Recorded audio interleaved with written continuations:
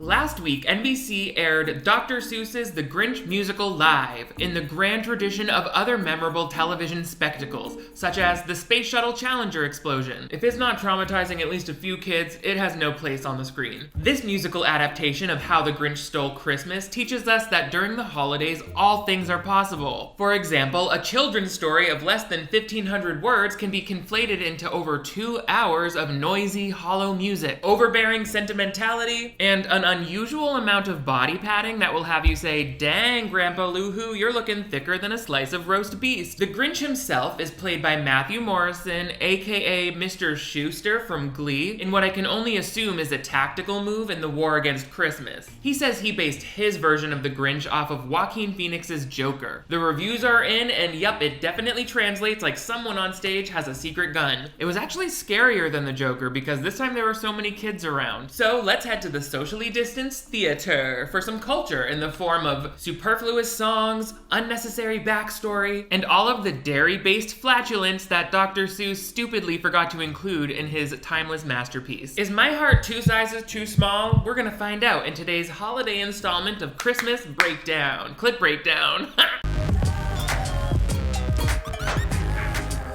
Hello television viewers, my name is Nick. Thank you so much for joining me once again on my channel for another festive installation of How the Grinch Stole My Heart, Clip Breakdown. This is the playlist where we dive into our favorite movies, TV productions, and other media that we find on the web, and we smash it like a precious heirloom that you hung on your Christmas tree. If I were a cat and forget it. Don't worry about it. We look at it clip by clip and we decide what's so messed up about all of the stuff they're trying to play us in between the commercials for medication. And today is exactly what that is. Like, this 2-hour Grinch live production was nothing but an excuse to play commercials, because there was no substance going on. We're gonna get into it, but before we do, make sure you give this video a big thumbs up if you want to see me cover even more live stage productions like this. Most importantly, if you're new to my channel, I would love to have you click that subscribe button right over here. That way you never miss new videos from me. I upload 2 new ones every week, so hit the notification bell and you'll always be the first to know when I'm coming down your chimney with a box full of garbage. Also, I have merch available, fanny packs and stuff, but I really would love to see you over on my Patreon if you want extra exclusive content, virtual watch parties, and other fun benefits. So obviously the original How the Grinch Stole Christmas had a narrator, and it pretty much was the driving force behind the whole original Grinch movie. The one that's featured here on this shirt from Numbskull Designs. Thank you so much, Numbskull, for sending me this. For some reason, they've gotten rid of that, like, omnipotent narrator.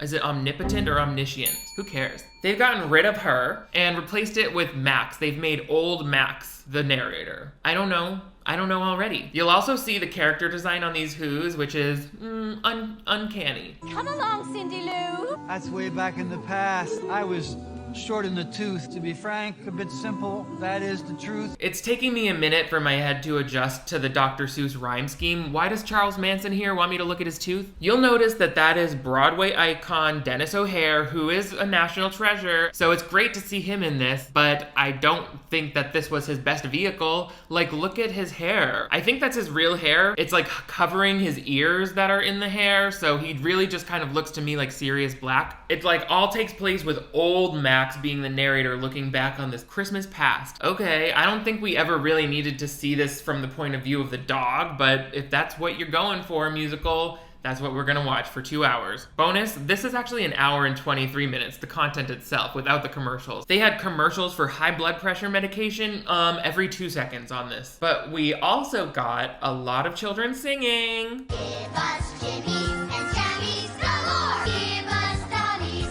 sugar lollies, and if we hurl, give us more. Listen, I don't know what a jibby jabby is, but if Sia or Maddie Ziegler see this performance, all you kids are getting is a cease and desist, so I would keep it quiet. Jumping around, looking like the bacteria inside Ronald McDonald's colon. I can't with screaming kids on a television show. There are shows that have all kids that are really good, like Matilda or 13, the Broadway show that Ariana Grande was in. But it seems like sometimes they're like, kids, we don't need you to really sing. If you just shout, Like, open your mouth wide and scream so that your stage mom in the back can hear you. Cotton candy up my face nose. I don't want to hear it. I don't want to hear it. Back to the dressing rooms, ladies. This whole song is about how much the Who's love Christmas. We all know that whole story. But pretty much right away, we're getting songs that were not in the original soundtrack for the animated movie How the Grinch Stole Christmas. When did I ask to see what it was like for Max growing up? They show him as a baby, as a teenager, as an adolescent, now as an old man dancing with himself. Girl, the best part about this was how the dog never talked. He's the only one who didn't talk. They were like, we're gonna do a pendulous swing to the other end of the spectrum where he's talking all the time. Max's energy really has to carry this whole show. This time of year. The costume designer said, it doesn't matter if your character's a dog, everyone's getting butt pads. It's called Whoville, not Flat Township, okay, honey? I guess that's an easy way to give everybody a Whovillian shape, because they definitely couldn't go huge with the makeup like in Grinch starring Jim Carrey, where everybody had a really cool nose prosthetic.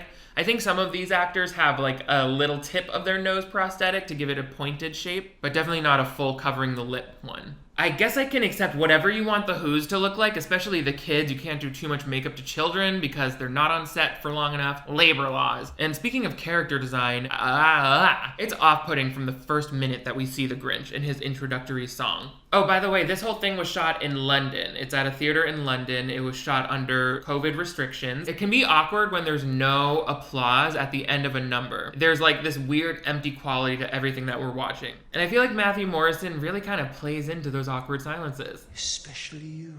At home, look at you. Stop grinning. We're not here to enjoy ourselves. Yeah, I understand that. You opened the show with screaming Bozo the Clown kids, so I'm not exactly bathing in serotonin over here. Also, several points throughout this show, he does these cringy ad-libs that maybe would get a laugh if there was an audience full of people in front of him, but there isn't. So it just comes off as like, stop talking to me. Your breath smells weird, Grinch. I hate your couch. Not Miss Grinch coming from my Wayfair couch. Mama, your contour and highlight looks like a moldy bread science experiment. My couch is comfortable. I cannot say the same for this performance, my friend. Look at this character design. I saw a time-lapse thing of the makeup artist doing his face, and I don't want to discredit her work because it clearly took like a long time, 3.5 hours.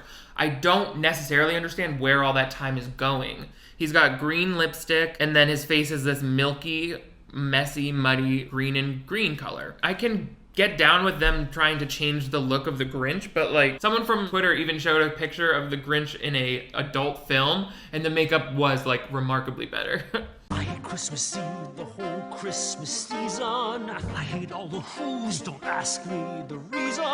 You hate Christmas Eve. The whole Christmas season. Will you tell me why? I don't know the reason. You know, maybe Broadway doesn't need to open up so soon after we get that vaccine out. Seems like some people could use the extra time to workshop their repetitive song lyrics. No one likes a musical that's just people asking each other questions back and forth. Did you hear the news? The news is the blues. I heard the news. Did you know the news is the blues and a goose? I hear the tunes, and did you hear the tunes? I heard the tunes and the news blues lose. Mixed with that like really obnoxious Broadway sounding singing where it's like, Christmas is the time where we all hang ornaments. I have a stocking and it's full of stroganoff. Okay, just chill out. We don't need to be screeching with our vibrato every little thing. And that's a song whose lyrics actually come from Dr. Seuss's writing. So at least the writing is like memorable. Any lyric that was not written by Dr. Seuss in this thing is like, oh, what are you guys talking about? Nowhere is it more clear with just look at anything that any of the grandparents say. Do you remember any of the grandparents or Cindy Lou's mom from the book? No, they weren't there. So why are they talking so much now? Oh, just ignore him, boo-hoo. Your grandpa's an old flake, but we love him still dearly in spite of it. Cake? How about before the next person opens their mouth, they think real hard if it's necessary to the plot or if it just rhymes with whatever prop they're holding. Okay, Grandma? We all know why the Grinch hates Christmas Day. It's because of all the noise. This was a really fun part in the book and the original animation because it showed all of the Whoville kids playing with their imaginative toys. Let's see how they translated that to screen. I gotta watch my, you gotta watch my, me too. Those kids are thinking about, hey. We gotta think about it, let's play. they had only been born like 10 years earlier, these British child actors could have been in the background of the Battle of Hogwarts or something. Instead, they're here strapped to Mr. Shoe like a backpack. I think there's maybe 3 hours of these kids bouncing around, finding new ways to annoy the Grinch, and he comes off as really annoyed. The whole time he's like, "Oh, you children are ripping my skin off." My neighbor walked by right as I said that. He could like see my face as I touched my nipples.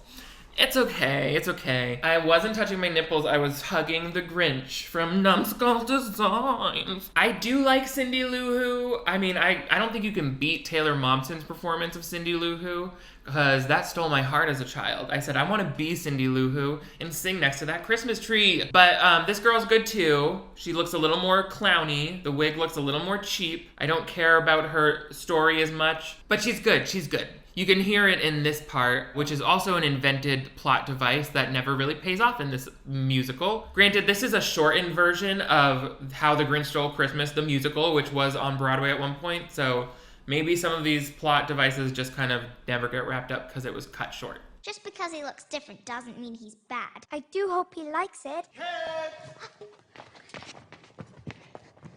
That simple mistake caused Whoville's first act of nuclear terrorism. Because these dumb kids decided to glue on the word R and not just write it on the poster, the Grinch sees it and he says, "That sign says Christmas fiend?" It's a really hilarious misunderstanding. I don't know, I feel like this is not that powerful. Like, I think it would have been more interesting if Cindy Lou Who was acting on her own, first of all, because I really like it when Cindy Lou is the only person who wants to help the Grinch and everyone else is like writing him off. And if she was like leaving a present by his door or something like that, but then while she was doing that, something got ruined and it looked like she was vandalizing his house or he didn't see the present, this probably would have worked fine for me if there was a solid payoff to it at the end. But instead, it just serves to make the Grinch go crazy and decide he's going to steal Christmas. Have you heard a more awfully monstrous idea? Christmas ideas will be coming this year.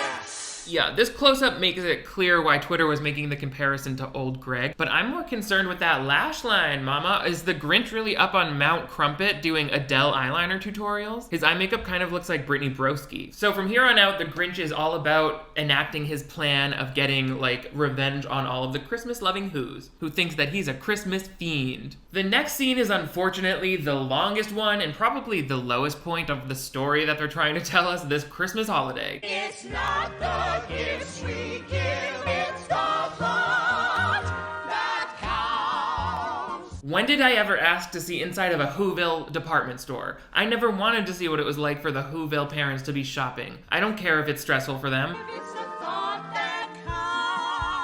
NBC, do you think that I have any interest in hearing shrill old lady singing? My own grandma asked me to take her to Christmas Eve Mass and I told her to walk. Sorry, Nana, I am not starting my car in a blizzard just to hear you shriek those hymns. They go into this whole song about Whovilles and shopping. They're like, it's not the thought that counts. Oh, there's things over here to buy and buy. I gotta buy this thing, okay? It's so irritating. It's like, we get it. They love to shop. I love to shop too. Stop judging me. I'm never gonna go to a department store again, so don't worry about that. They even go in and show us these two other characters who tell us like a tale of their sister who loves to shop. And I'm just sitting here like, does anyone have a knife they can use to remove my eyeballs? My sister gets her shopping done by mid-July. Means she shops whenever she gets a chance. I kinda like to kick her in her Christmas trance. You know what? Do whatever, because I'm about to call in a Christmas bomb threat just to clear this whole place out. Was this classic story really missing the part about this woman's Christmas pants and shopping? Look me in the eyes and tell me you care about that part of the story. Look me in the eyes and tell me you're having a Merry Christmas. It seems like this whole Whoville department store hoedown is no more than an excuse to get these kids screaming in my face again. I could do without it. I could do without it this Yuletide greeting.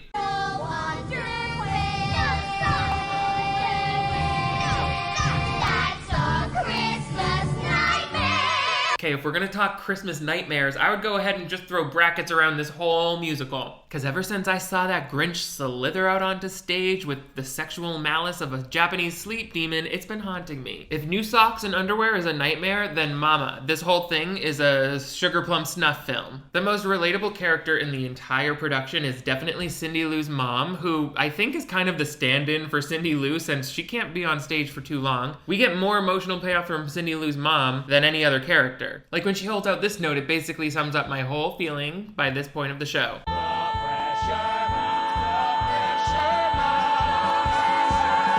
The face you make when they're about to go into another song that wasn't in the original book. The Grinch is whipping up his Halloween costume. No, Christmas costume. And we get more of Matthew Morrison's lovely ad-libs.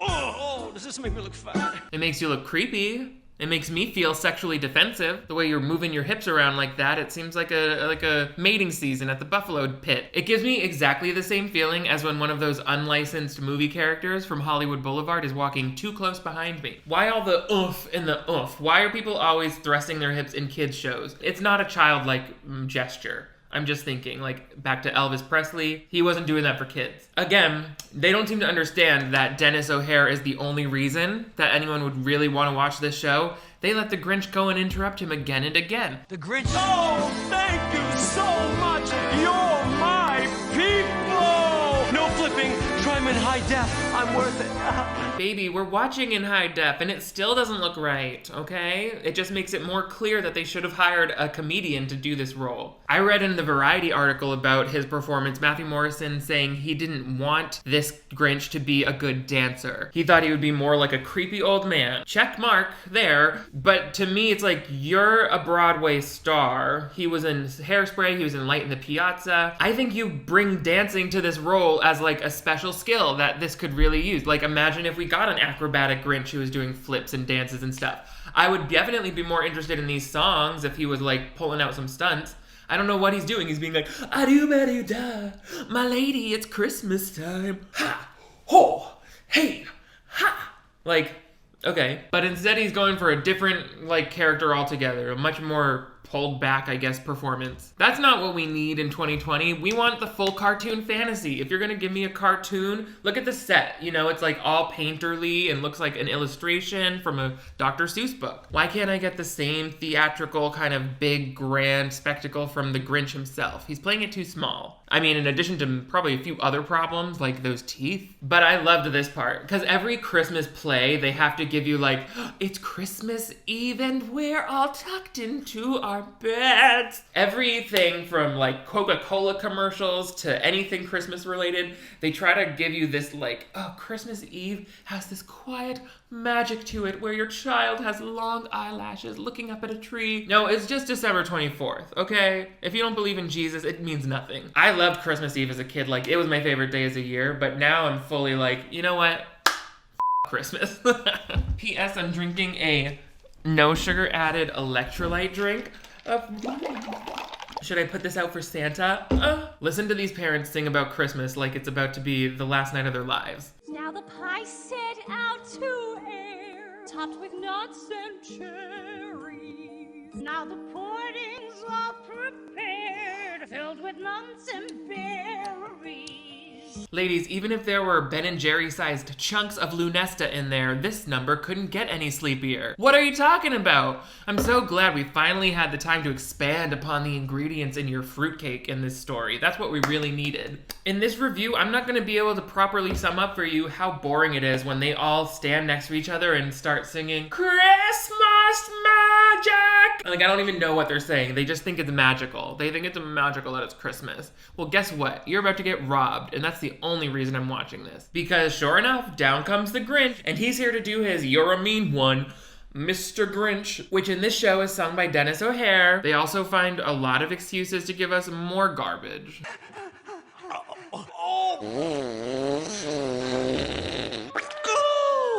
Dear Diary, so today I finally decided my stance on legal euthanasia. That was out of control disgusting. Like, we need a rebate on NBC. Any stockholders at NBC, you need a check in the mail, because that was not worth our money. Why do they have to add those types of jokes into anything that's aimed at kids? They deserve better, okay? They just do. I don't want kids growing up thinking that that's funny. It's not.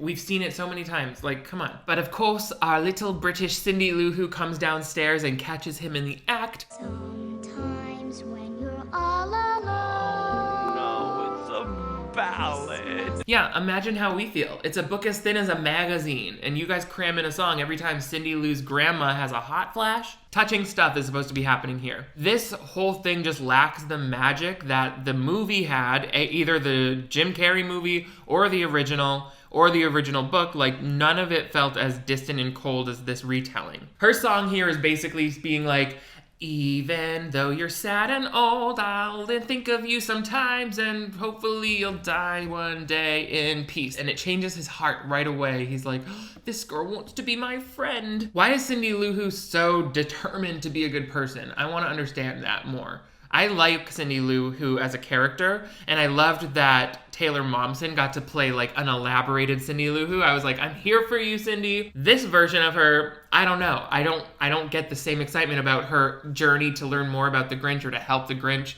It feels like a little bit like virtue signaling. And I know she's a child, but someone had to say it. Also, she says like, I made a gift for my friend. I hope he liked it. And I thought this would have been a perfect time to reveal that he could have been like, oh, like the sign that said best fiend, that's pretty naughty. And she said, no, it said friend. That would have given me the satisfaction of like, see, Mr. Grinch, they actually do like you down here. Because misreading that sign was his whole reason, like the last straw that caused him to want to come down and rob. But the Grinch goes back up with all the stolen goods. He's on the mountain right when Cindy Lou's family wakes up. And I love to see this stupid family being sad. I'm sorry. I'm not here for Cindy Lou's grandpa and Cindy Lou's grandma. I'm like, you guys really suck. No, I never asked to hear about you. Just be in the background. My sweetheart, our thanks. You've been very mature. Till I find him and lose it. And give him what for? Hi-ya! Now, I swear, some of these rhymes don't even make sense. Did they decipher these writings from scratches on the inside of Dr. Seuss's coffin? Because that's the only way he approved any of this. You guys, you know how I love the song, Where Are You Christmas? I mean, you might not know because I just told you now for the first time, but I feel like it should be well known based on, I don't know, I'm gay. Where Are You Christmas? The Celine Dion version? Yes. The Taylor Momsen movie version? Yes. All of these other covers sung by gay people with short hair? Yes, love it. Give me every single version. Here's my favorite songs from Christmas songs. Where are you, Christmas? Why can't I find you? As well as, and all I want is to hold you forever. You saved my heart from being broken apart. I'm thankful every day for the gift. Look, I just wanted to sing one line of that, and I had to give you the whole chorus, because that's how gay I am for Christmas music. But they do some choral, oral, okey, smoky, chokey, jimber jamboree version. I don't love it. And we get the most face acting from the mom ever. She really sells us her inner pain throughout this whole show. I'm like, girl, let's get you some pills.